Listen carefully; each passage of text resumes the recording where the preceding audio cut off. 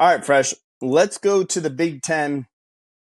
This game is at high noon on Friday after Thanksgiving, and it is in Lincoln, Nebraska. The Iowa Hawkeyes are 2-point road dogs.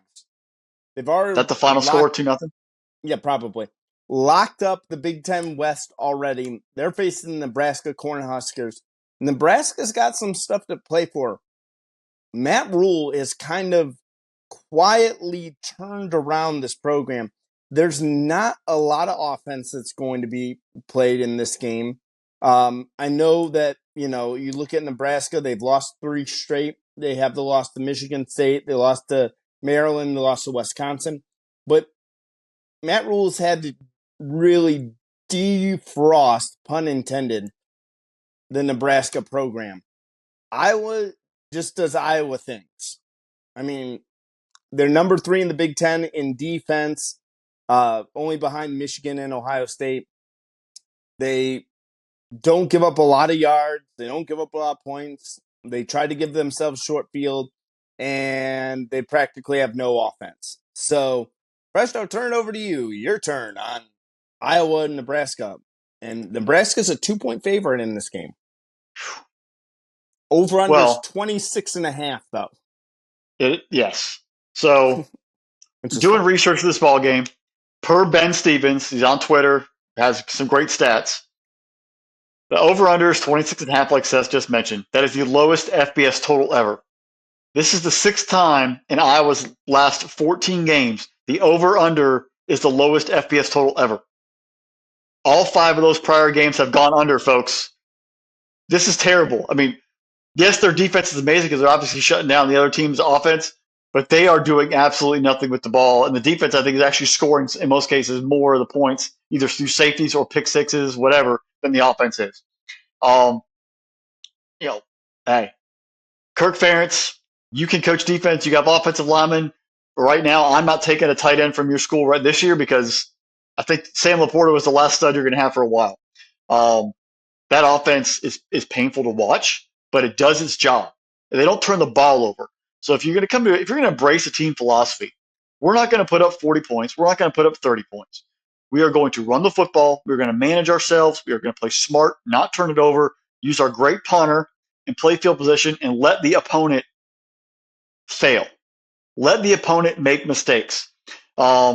It's a staring contest.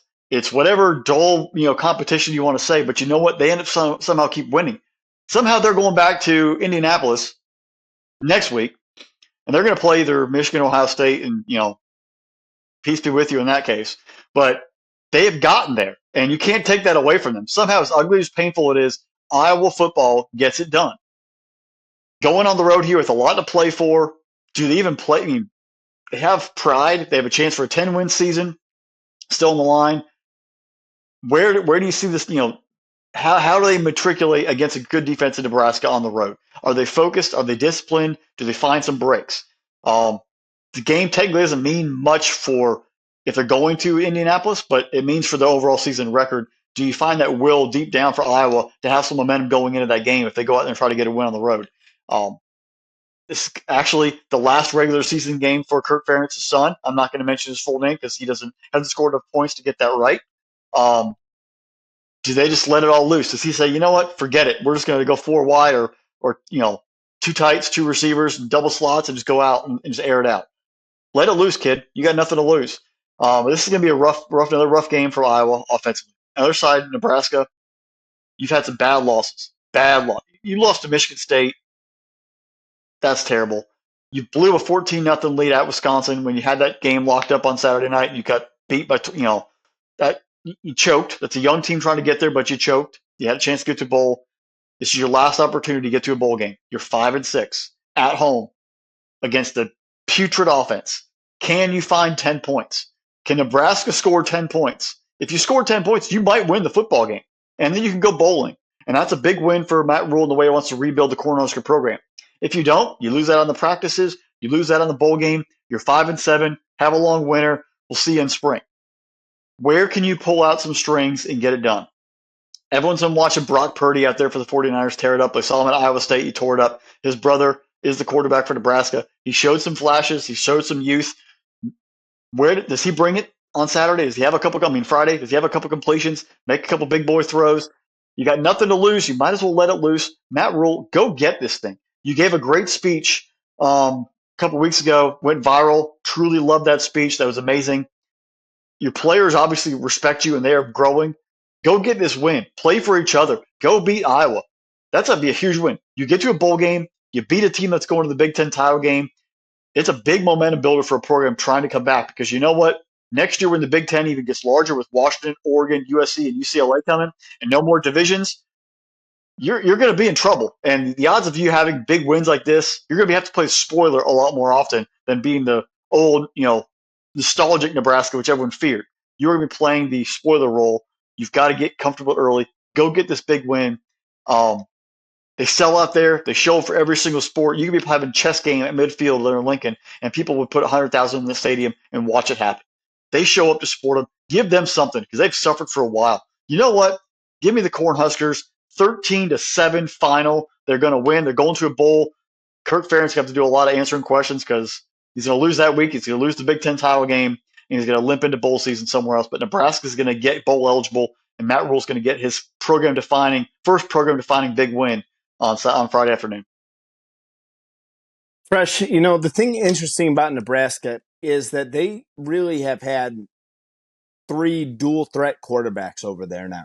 And that's the interesting thing that Matt Rule's got, from Jeff Sims at the beginning of the year, who was kind of a disaster throwing the ball, but he has a little bit of skill with his feet, to Heinrich Harberger from somewhere in Germany, probably not, but it's just fun to say his name like that. Heinrich Harberger. He's actually from Nebraska, but I'm sure he's German. And then Chubba Purdy, like you said, Brock Purdy's younger brother, had a huge run in that Wisconsin game. You go back to the tape on that 55-yard run, and did a great job with his feet. I think that may be the X factor in this game. Iowa, we know what Iowa's going to do. Iowa's going to turn around. They're going to hand the ball off to LaShawn Williams and Caleb Johnson. Just try to let those two guys get to work 4 yards in a cloud of dust and kind of control the clock and control the game. Get maybe a short field thanks to their defense and punch in a touchdown or two. Nebraska, though, won't go quietly into the good night, man. I really think, Purdy is going to have a game. I'm with you for some reason. I think that he started last week in his real first start. I know he came in the Maryland game a little bit, but he had his first real game in that Wisconsin game there. He's had a week worth of practice. He has a chance to get better. He ran the ball. He was averaging 7.5 yards per carry last week.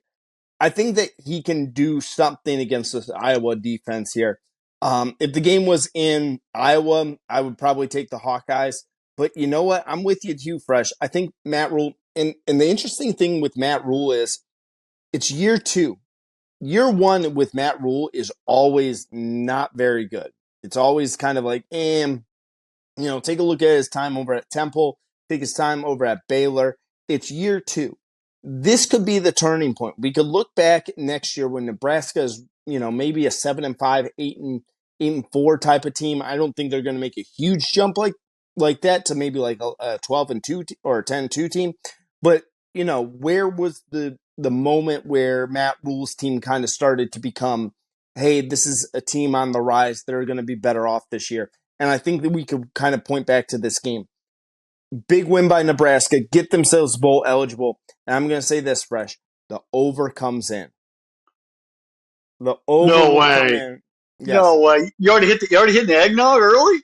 I am.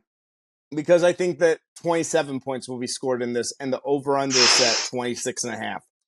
Wow. All right. First off, this is probably the greatest segment we've all done. I thought you were going to give the President Whitmore speech from Independence Day saying, we will not go quietly into the night. This will be our Independence Day. And now you're saying Iowa's going to hit the Iowa-Nebraska game is going to hit the over. Whew, folks. Yeah. Wow. We have a hit all-time high right there. Yeah.